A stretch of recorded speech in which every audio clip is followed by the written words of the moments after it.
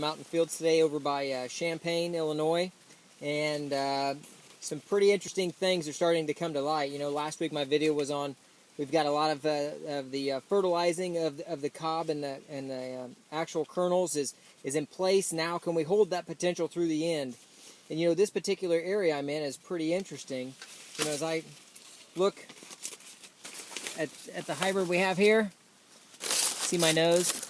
The nosing back is something I was afraid of a week ago. You know, the fear of that is because if we lose that much potential, how much yield is that? Think about it this way. If you're 14 to 16 around, every row that you take off is 5 bushel. So if we pull this back 4 notches, that's 20 bushel just in tip back. You know, since I've been out in the field since last week, that Dierks Bentley song, Tip It On Back's been stuck in my head. Just need something else to happen to get that song out of my head. But this is a earlier flowering 113.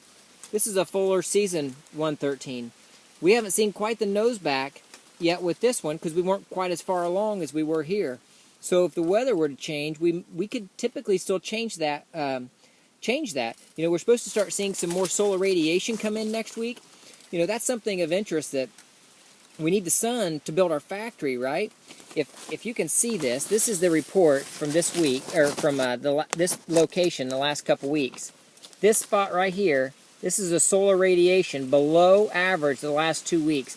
We have fallen off the face of the earth. There's been no sunlight helping us build our factory. Yes, the cool weather's been nice, but we still need to have the sun to help us along the way.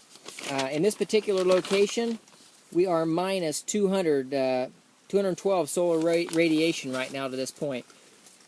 That is a pretty big change. It says we're a little behind on moisture, but that is misleading, because actually we were way ahead, and then we just kind of went to nothing.